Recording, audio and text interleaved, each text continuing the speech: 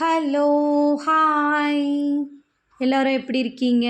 என்னடா இது சிக்கன் எந்த கலரில் இருக்கேன்னு பார்க்குறீங்களா? ஆமாங்க, ஹெல்த்தியான சிக்கனுங்க. நல்லா புதினா, கொத்தமல்லி, கருவேப்பிலை, பச்சை மிளகாலாம் அரைச்சி போட்டு செஞ்ச சிக்கன் தாங்க இது. டேஸ்ட்டு செம்மையாக இருக்குங்க. கண்டிப்பாக நீங்கள் இதை ஒரு வாட்டி ட்ரை பண்ணிட்டீங்கன்னா விடவே மாட்டீங்க. செஞ்சு பார்த்துக்கிட்டே இருப்பீங்க. எப்படி செய்யறதுன்னு பார்த்துருவோமா? முதல்ல நம்ம சிக்கனை நல்லா வாஷ் பண்ணி எடுத்துக்கலாம். மஞ்சத்தூள் போட்டு வாஷ் பண்ணி எடுத்தாச்சு. எடுத்துகிட்டு இது அளவு என்னென்னா, ஒரு கைப்பிடி புதினா, ஒரு கைப்பிடி கொத்தமல்லி, ஒரு கைப்பிடி கருவேப்பிலை, தேவையான அளவு பச்சை மிளகா, காரத்துக்கு ஏற்ற மாதிரி போட்டுக்கோங்க. நான் ஒரு 5-6 பச்சை மிளகா போட்டேங்க. செம்ம டேஸ்ட்டாக இருக்குங்க. அப்புறம் இஞ்சி பூண்டு பேஸ்ட்டும் இதுலேயே நம்ம ஆட் பண்ணிக்கணும். இஞ்சி பூண்டு பேஸ்ட்டு உங்கள்கிட்ட இஞ்சி பூண்டுன்னு தான் இந்த மசாலாவோடய வச்சு அரைச்சிக்கலாம். நான் பேஸ்ட்டு தாங்க போட்டேன். இஞ்சி பூண்டு பேஸ்ட்டும் போட்டிருக்கேன். தேவையான அளவு உப்பு, எல்லாத்தையும் ஒன்றா சேர்த்து அரைச்சி இந்த மாதிரி சிக்கனில் நல்லா மிக்ஸ் பண்ணிக்கோங்க. இதில் மிளகாத்தூளோ வேறு எதுவுமே போட தேவையில்லைங்க. நம்ம போட்ட பச்சை மிளகாவே நல்ல காரம் கொடுக்கும். அப்படியே இதை எந்த டிஸ்டர்பும் பண்ணாமல் ஓரமாக ஒரு 1/2 hour வச்சிடணுங்க. டச் பண்ண வேணாம். அதுக்கப்புறமா நல்லா கடாய் காஞ்சதும் நான் பட்டர் போட்டு தாங்க செஞ்சேன். உங்களுக்கு வேணும்னா நீங்கள் ஆயில் போட்டு செஞ்சுக்கோங்க. ஆயில் போட்டு செஞ்சாலும் டேஸ்ட்டு அப்படியே தான் இருக்கும். நல்ல பட்டர் மெல்ட் ஆக அதுக்கப்புறம் நம்ம ரெடி பண்ணி வச்சுருந்தோம் பார்த்திங்களா இந்த சிக்கனை, அதை எதுவுமே தாளிப்பு கிளிப்பு எதுவுமே கிடையாதுங்க. அப்படியே எடுத்து கொட்டுங்க. கொட்டிட்டு அதுலேருந்து தண்ணி நம்ம ஊற்றவே கூடாதுங்க, ஒரு சொட்டு கூட. ஏன்னா இது நம்ம அந்த புதினாலாம் அரைச்சோம் பார்த்திங்களா, அதுலேருந்து வந்த தண்ணி தாங்க. நம்ம தண்ணிலாம் எதுவுமே ஊற்ற வேணாம்.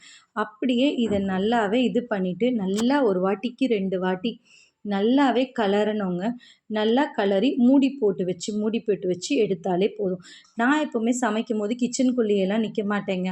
கொஞ்சம் நேரம் கலரி விட்டுட்டு கொஞ்சம் நேரம் ரெஸ்ட் எடுப்பேன். ஸ்லோ பண்ணிக்கணும். ஃபாஸ்ட்டாலாம் வச்சா தீஞ்சு போயிடும். ஸ்லோவாக தான் வச்சு செய்வேங்க நான்.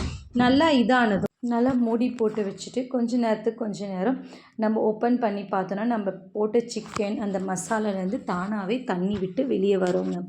அதுலேயே நல்லா வெந்துடும் சிக்கன். நம்ம எக்ஸ்ட்ராவாக தண்ணிலாம் ஆட் பண்ணவே தேவையில்லைங்க.